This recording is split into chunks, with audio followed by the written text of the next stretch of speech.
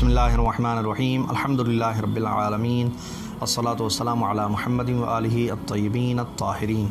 अस्सलामु अलैकुम व रहमतुल्लाहि व बरकातुहू। मुहतरम नाज़रीन, फ़िक़ही मसाइल का सिलसिला जारी व सारी है।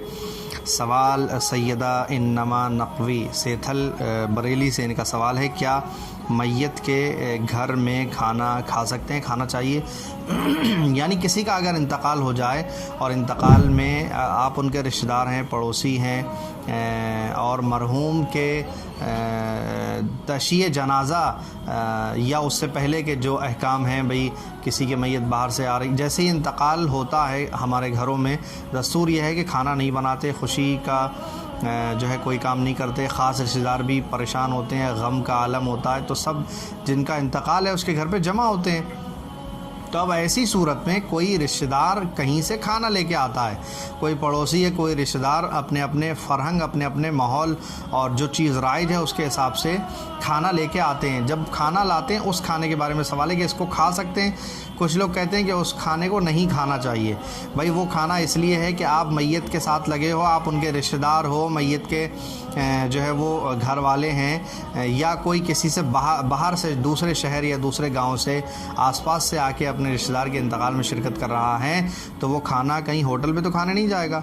ये सारे अफराद चूँकि इनके यहाँ इंतकाल हुआ है, ख़ास रिश्तेदारी की वजह से परेशान है, खाना नहीं बन सकता, तो कोई इंतज़ाम करके खाना लाता है, इस खाने को जो है वो खा सकते हैं, कोई हरज नहीं है। लेकिन यहाँ एक बात काबिल गौर ये है कि खाना उन्हें ही खाना चाहिए, उन्हीं को खाना चाहिए जो बाहर से आए हुए हैं, जिनका यहाँ पे घर नहीं है या जो मैयत के साथ लगे हुए हैं, उन्हें नहीं खाना चाहिए। जो हमेशा जो है वो जिनका घर थोड़ा फासले पे है, देखा खाना आया है और वो पहले बैठ गए। कई जगह इस तरह हमने सुना कि वो खाने में बैठे हैं, जिनका इंतकाल हुआ है और मरहूम के जो है वो भतीजे या बेटे खाना खिला रहे हैं और उनसे मांग के कि भाई हमें इस तरह का खाना चाहिए, या बोटी दे दो, या थोड़ा सालन दे दो, या तरी दे दो। ये इस तरह की बातें जो हैं वो हमारी बेगैरती को ज़ाहिर करती हैं। हमें क्या हो गया है, हम किसी के घर आए हैं, पुरसा देने के लिए आए हैं, हमें इन चीज़ों का बहुत ख़याल रखना चाहिए। अल्लाह का शुक्र है हमारे माशरे में अहले बैत अतहार अलैहिस्सलाम के चाहने वालों में ये चीज़ नहीं पाई जाती,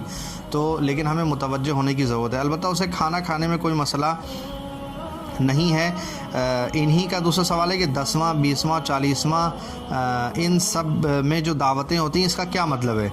इसका मतलब ये है कि जो दावत होती है वो दावत, इनका सवाल ये था कि दावत तो खुशी में होती है, यहाँ इंतकाल हुआ है किसी का 20वां या 40वां है, तो उसमें दावत का क्या मतलब है?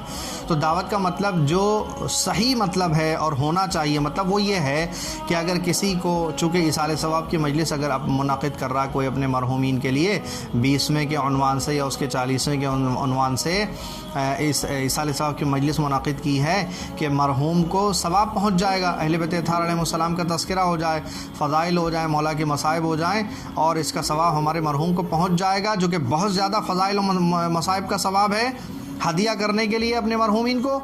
तो इस गरज से अगर मजलिस हो रही है, उसमें तबर्रुक के उन्वान से अगर किसी के पास गुंजाइश है, उसके पास हैसियत है, उसके पास पैसा है, वो तबर्रुक के उन्वान से अगर खाना करता है, इसमें कोई हरज नहीं है। और किसी को ये भी कहता है कि भाई आप तशरीफ़ लाइए, मजलिस में शिरकत कीजिए और खाना मजलिस के बाद वहीं खा लीजिएगा, इसमें भी कोई हरज नहीं है।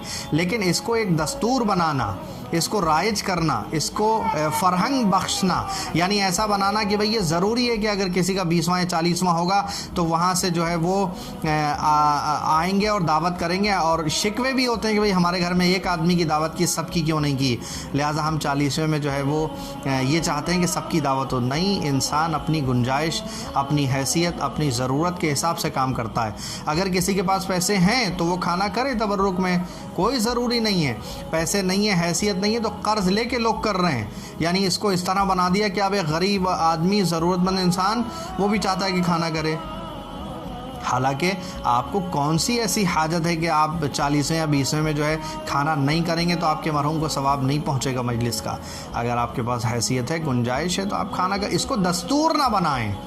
गुजारिश है आप सबसे, इस खाने को दस्तूर ना बनाएं कि 40वें में खाना होता ही है। भाई करना ज़रूरी है। आसपास के लोग कहने लगते हैं और मशवरा देने लगते हैं कि खाना करना बहुत ज़रूरी है, नहीं है तो कुछ कर्ज़ लेके करो, खाना करना चाहिए। नहीं, ऐसा कुछ भी नहीं है। शरीयत और मज़हब की तरफ से, हमारे फ़िक़्ह की तरफ से ऐसा कोई हुक्म आपके ऊपर नहीं आया कि आप 40वें या 20वें में खाना ज़रूर करें। ऐसी कोई भी बात नहीं है।